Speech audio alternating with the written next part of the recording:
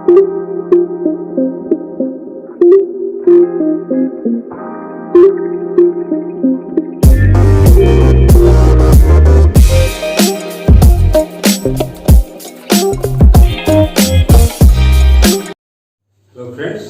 मैं संजू मिश्रा फिर accountancy fever में चैप्टर बिजनेस स्टडी का है प्रिंसिपल ऑफ मैनेजमेंट और हमारा टॉपिक है इसमें साइंटिफिक प्रिंसिपल ऑफ मैनेजमेंट जो FW टेलर ने बताया था लास्ट वीडियो में। इसके पीछे वाले वीडियो में आपको बताया जा चुका था कि हमारे हेनरी फ्योल साहब ने और FW टेलर ने हमको दो तरह के प्रिंसिपल ऑफ मैनेजमेंट बताए थे, जिसमें कि पहला था जनरल प्रिंसिपल ऑफ मैनेजमेंट जिसको हमारे हेनरी फ्योल जी ने बताया और दूसरा है साइंटिफिक प्रिंसिपल ऑफ मैनेजमेंट जिसको FW टेलर जी ने एक्सप्लेन किया था। तो आज हम लोग इस टॉपिक पे स्टडी करेंगे, इसको समझते हैं इन्होंने क्या बताया था साइंटिफिक प्रिंसिपल ऑफ मैनेजमेंट के बारे में। तो ये टॉपिक है हमारा और हम इस टॉपिक पे आज शुरू करते हैं लेक्चर। फिलहाल आप लोगों से रिक्वेस्ट होगा कि वीडियोज को लास्ट तक देखें और कहीं भी किसी बात को लेकर कंफ्यूजन है तो आप हमसे कमेंट में डिस्कस कर सकते हैं, पूछ सकते हैं। ओके, तो चलते हैं टॉपिक पे। हमारा टॉपिक था scientific principle of management by FW Taylor. Taylor ji जो है एक तरह से इनका जो जॉब प्रोफाइल था वो एक मैकेनिकल इंजीनियर थे, USA के रहने वाले, USA में इनका बर्थ हुआ था और इन्होंने जहां पे मैकेनिकल इंजीनियरिंग का काम किया या मैनेजर लेवल पे काम किया, उन्होंने इस बात पे काम किया कि हम अपने वर्कर्स से मैक्सिमम आउटपुट किस तरीके से लें और कैसे हम अपने ऑर्गेनाइजेशन के टारगेट को अचीव करें। इसके लिए उन्होंने साइंटिफिकली, क्योंकि वो मैकेनिकल इंजीनियर के स्टूडेंट रहे और मैकेनिकल इंजीनियर रहे, इसलिए उन्होंने मैकेनिज्म या इंजीनियरिंग का काम आप समझ सकते हो कि साइंस के आधार पे ही इंजीनियरिंग काम करता है। इसलिए वो एक साइंस के स्टूडेंट होने के कारण उन्होंने साइंटिफिक अप्रोच को ज्यादा फोकस किया और उन्होंने जो ये ट्रेडिशनल सिस्टम था, प्रिंसिपल था मैनेजमेंट का, उसको डिनाई करके उन्होंने कहा कि नहीं, हमारा मैनेजमेंट साइंटिफिकली अप्रूव्ड मैनेजमेंट होना चाहिए। और उन्होंने इसको किस तरीके से बात किया, कैसे बताया, तो इसमें क्या बताया गया है, it refers the application of science, यानी साइंस का इस्तेमाल करने को उन्होंने रिकमेंड किया था टू द मैनेजमेंट को। FW टेलर ने क्या बताया कि हमें अपने यानी जो मैनेजमेंट है उसको क्या करना चाहिए था कि साइंटिफिक एप्लीकेशन होना चाहिए। जो भी हम रूल्स अप्लाई करें, जो भी हम कंडक्ट करते हैं, वो साइंटिफिक बेस्ड होना चाहिए। क्यों? तो to find efficient method of production. Efficient method of production का क्या मतलब हो गया, यानी कि जो हम एक निश्चित समय के अंदर या समय रहते हम अपने प्रोडक्शन को अचीव कर सके, अपने आउटपुट को अचीव कर सके। To find efficient method of production, वो मेथड पाना जिससे हम कम समय में अपने प्रोडक्शन को अचीव कर ले। Scientific selection and training of workers, जो भी हम वर्कर्स का सिलेक्शन करते हैं वर्क के लिए, काम के लिए, अपने आउटपुट के लिए, उनका भी सिलेक्शन और उनका ट्रेनिंग साइंस के बेस पे होना चाहिए। प्रॉपर अलॉटमेंट ऑफ ड्यूटीज, और उन्होंने ये कहा कि हमारी जो ड्यूटीज होंगी, वर्कर्स की जो ड्यूटीज होगी या मैनेजमेंट का जो ड्यूटी होगा, वो क्या होगा, वो प्रॉपर अलॉटमेंट होना चाहिए। यानी कैसे, तो जिसका जो स्पेशलाइजेशन होगा उस स्पेशलाइजेशन के हिसाब से ही हम उस व्यक्ति की ड्यूटी भी लगा सकते हैं। And work and achieving cooperation between workers and management, और उन्होंने क्या कहा कि हम किस प्रकार से एक साइंटिफिक तरीके से वर्कर्स और जो उस ऑर्गेनाइजेशन के जो मैनेजमेंट है उनके बीच में एक अच्छा कोऑपरेशन और एक अच्छी टीम स्पिरिट को तैयार किया जा सके। यानी फाइनली उन्होंने साइंटिफिक टेक्निक का इस्तेमाल क्यों करने के लिए कहा, साइंटिफिक प्रिंसिपल ऑफ मैनेजमेंट का इस्तेमाल करने के लिए क्यों कहा, उनका ये कहना है कि हम अपने ऑर्गेनाइजेशन के गोल्स को, टारगेट्स को, प्रोडक्टिविटी को एक सर्टेन टाइम के अंदर, कम समय के अंदर, with in a period, with in A time, हम उसको किस तरीके से डिसीजंस लें कि हम एक निश्चित समय के अंदर उन चीजों को अचीव कर सकें। साइंटिफिक सिलेक्शन करना है। अपने जो भी स्टाफ हो, ऐसे नहीं है कि पूरे गांव वालों को बुला लो, किसी को काम आए ना आए, किसी को बुला लो, काम पे लगा दो, ये नहीं करना है। यानी एक साइंटिफिक तरीके से सिलेक्शन करना है अपने वर्कर्स का, और उनको ट्रेनिंग भी साइंटिफिकली देना है। यानी साइंटिफिक सिलेक्शन से मतलब यह है कि जो वर्कर जिस नॉलेज, डिग्री या क्वालिफिकेशन के साथ, एक्सपीरियंस के साथ आता है, उसके हिसाब से उसका सिलेक्शन करना है कि वो कर क्या सकता है, उससे कितना काम लिया जा सकता है, उसको किस पोस्ट पे, किस डेजिग्नेशन पे रखा जा सकता है, उसकी वर्किंग एबिलिटी क्या है, और अकॉर्डिंग टू दीज हम उसको प्रॉपर ट्रेनिंग भी प्रोवाइड करते हैं उसकी वर्क प्रोफाइल के अकॉर्डिंग।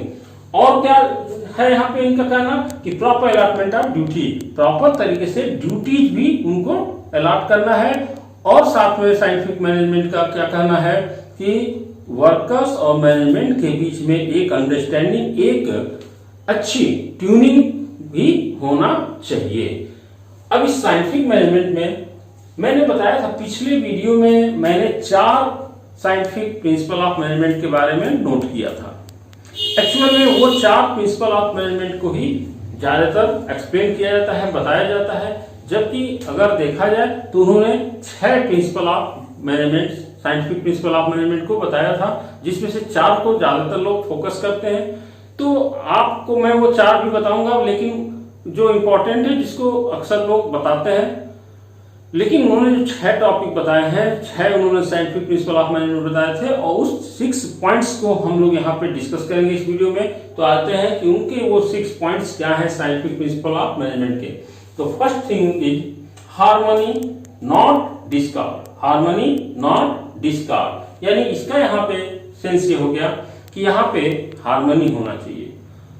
इनके कहने का मतलब ये है कि यहाँ पे वर्कर्स और मैनेजमेंट के बीच में हार्मनी होना चाहिए, एक बहुत अच्छा सामंजस्य होना चाहिए, एक एकता के साथ, एक समन्वय के साथ काम होना चाहिए। यहाँ पे अपनी अपनी धुन नहीं करनी है, मतलब कि अलग से इंडिविजुअलिज्म का काम नहीं होना चाहिए। दोनों को एक साथ आना होगा, दोनों के बीच में एक अंडरस्टैंडिंग होनी चाहिए, दोनों को मिलकर के एक प्लेटफॉर्म पे काम करना होगा। मैनेजमेंट और जो हमारे वर्कर्स हैं उनके बीच में एक लंबी रस्सी न खींची हो, मतलब कि यहाँ पे एक अच्छी हार्मनी का होना जरूरी है, जिससे कि मैनेजमेंट वर्कर्स से काम ले सके और वर्कर्स भी मैनेजमेंट से काम ले सके या मैनेजमेंट के काम को एक्सेप्ट कर सके। सेकेंड पॉइंट दिया हुआ है science not rule of thumb. यहाँ पे F.W. टेलर जी का कहना है कि हमें यहाँ पे साइंस के बेस पे काम करना है, ना कि रूल ऑफ थंब। मतलब रूल ऑफ थंब का सेंस यहाँ पे ये होगा कि ऐसा नहीं है कि मैं पिछले 10-5 साल से 15 साल से मेरा एक अनुभव रहा है, मैं उस पे काम कर चुका हूं और उसी सिस्टम को लेकर के किसी भी ऑर्गेनाइजेशन में मैं जाऊंगा तो फटाफट वही रूल अप्लाई कर दूंगा। यानी अपने अनुभव और एक्सपीरियंस को थोड़ा सा साइड में रखना है, और उसके अलावा आपको ये ध्यान देना होगा कि ये मेरा अनुभव हो सकता है किसी और जगह, किसी और प्लेटफॉर्म पे काम आए, लेकिन जरूरी नहीं कि यही अनुभव, यही प्रैक्टिस हम हर ऑर्गेनाइजेशन में अप्लाई कर सकते हैं और वो हर जगह वही सक्सेस होगा। और आप कह सकते हो ये कि मैं तो हर जगह अप्लाई किया हूँ, हर जगह मैं सक्सेस हूँ, मैं यही करूंगा, ऐसे ही करूंगा, यही हमारा काम करने का तरीका है, ये नहीं चलेगा।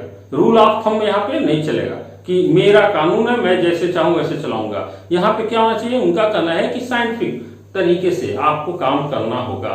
यानी आप अपने ऑर्गेनाइजेशन के सिचुएशन को समझो, अपनी प्रोडक्टिविटी के बारे में सोचो कि आपका प्रोडक्ट क्या है, आपको किसके लिए बनाना है, क्या बनाना है, कब बनना चाहिए, कितना बनना चाहिए, और इसके लिए हमारे पास एक क्या स्ट्रेटजी होना चाहिए। हो सकता है कि यहाँ पे आपका अनुभव काम न आए, बल्कि आपको एक नई स्ट्रेटजी, नई पॉलिसी किसी के साथ आना चाहिए और वो साइंटिफिकली अप्रूव करके आना चाहिए। यानी साइंस बेस पे होना चाहिए, ना कि एक्सपीरियंस के बेस पे होना चाहिए।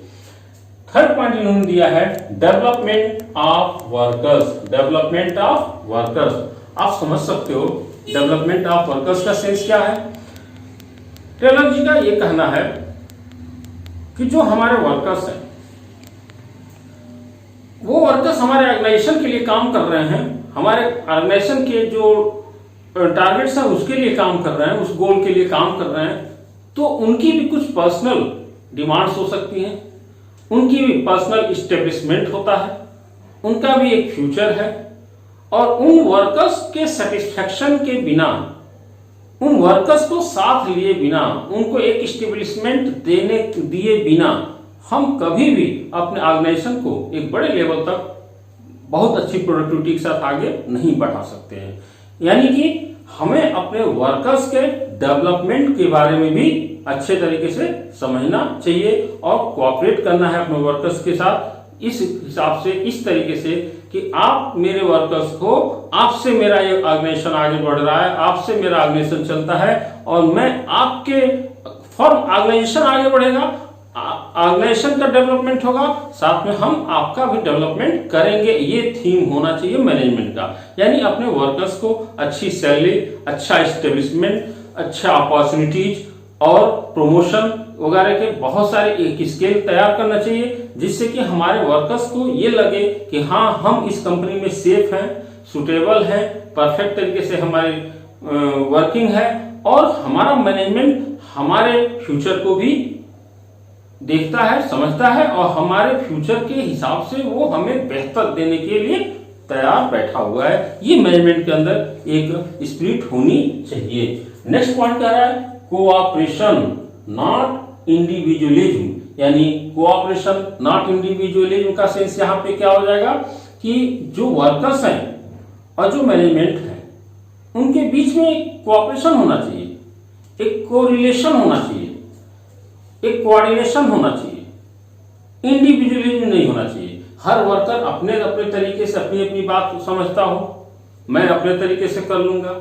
हर वर्कर को हम छोड़ देते हैं कि आप जब आ जाओ, जैसे ड्यूटी कर लो, जब मर्जी हो चले जाओ, कुछ भी कर लो। तो ये नहीं होना चाहिए। मैनेजमेंट को भी ये नहीं होना चाहिए कि मैं बॉस हूं और मैं जैसे जो चाहूं वो कर लूं। यानी कि यहाँ पे इंडिविजुअलिज्म को फोकस नहीं करना है। हर व्यक्ति को के अपने अपने जो विचार हैं उसके आधार पर काम नहीं। एक मैनेजमेंट को अपने विचार से ही केवल काम नहीं करना चाहिए, बल्कि एक मैनेजमेंट को ये भी देखना चाहिए कि कोऑपरेशन अपने वर्कर्स के साथ कैसे, एक टीम स्पिरिट के साथ, उनके कोऑपरेशन के साथ हम काम करें, उनसे कोऑपरेट होकर काम करें, और उनके और हमारे मैनेजमेंट के बीच में किसी प्रकार की डिस्टेंसिंग मेंटेन नहीं होनी चाहिए। यानी अकेले चलो, एकला चलो के कॉन्सेप्ट न चल करके एक साथ चलो के कॉन्सेप्ट पे यहाँ पे काम करना होगा।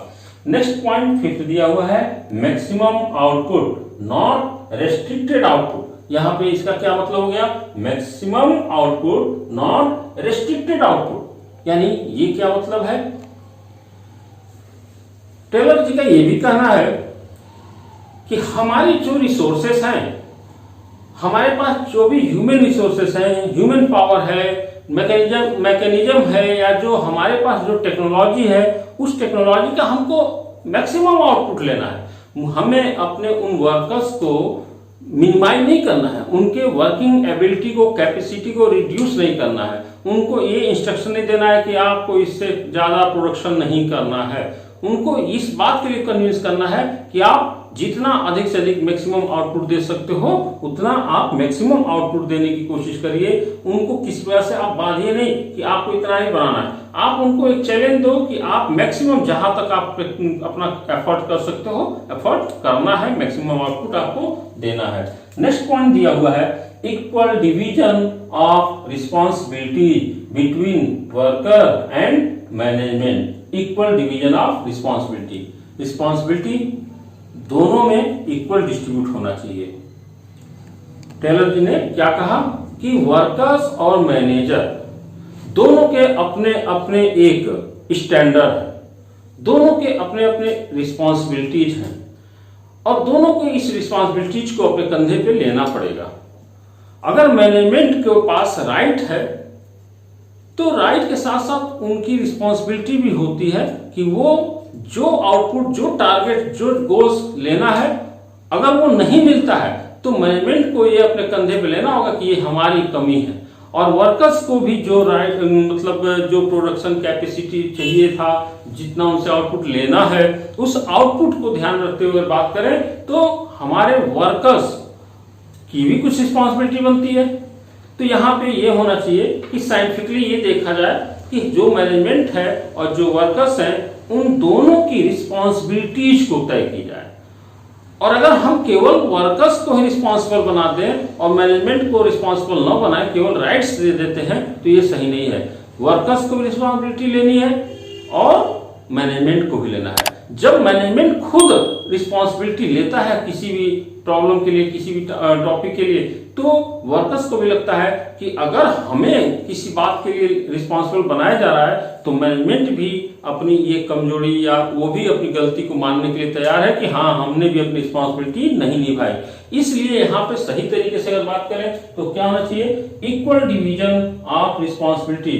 जो भी रिस्पॉन्सिबिलिटी है वो मैनेजमेंट और वर्कर्स के बीच में प्रॉपरली डिवाइड हो, जिससे कि दोनों अपनी रिस्पॉन्सिबिलिटी को बेहतर तरीके से परफॉर्म कर सकें। तो ये हमने आज एक छोटा सा ये हमने वीडियो बनाया है और इस वीडियो में मैंने केवल यहाँ पे साइंटिफिक प्रिंसिपल ऑफ मैनेजमेंट को बताया जो 6 पॉइंट्स थे।